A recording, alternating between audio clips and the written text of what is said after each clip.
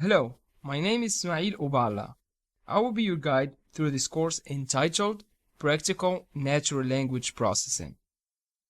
I'm a full-stack software engineer, a big fan of clean software architecture and design.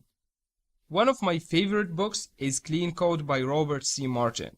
If you did not read it yet, I will advise you to do so. I'm also interested and have passion for data science. This is the course overview.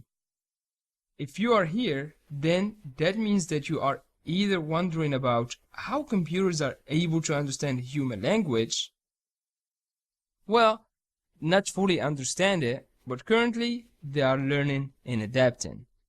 Or maybe you are curious about why is everybody talking about NLP and why it's making too much buzz recently.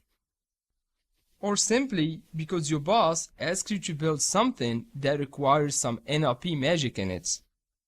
Or you think that this course will be about neurolinguistic programming. Well, if you think that, I'm sorry to break it down to you, but we will not talk about neurolinguistic programming in this course. Whatever your reason or motive is, you can stick around because in the rest of the course, we will talk about the following topics.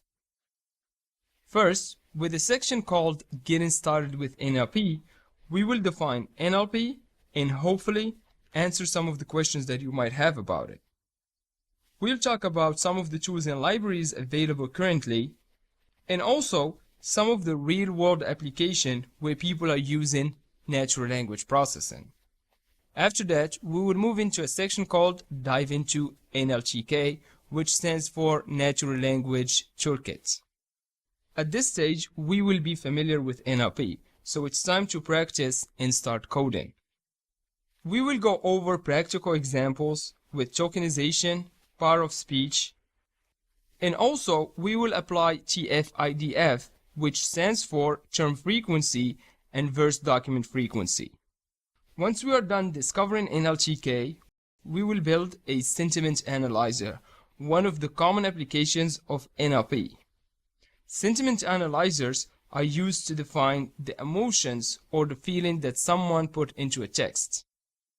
Then after that, we will move to create a classifier. Classifiers are used to identify which class or topic a text might be talking about. In the final video, we will build a chatbot, which is a piece of software that can understand what you say and hopefully reply back with something meaningful. During this course, you might want to follow up the coding sections by doing some actual coding yourself. So it is better to use your laptop and also make sure your environment is ready by following the installation instructions included in the course. If you are not a Python guru, don't worry. Basic knowledge and understanding of object-oriented programming will be enough. I guess now that we have finished the overview of the course, we are ready to go and start our journey.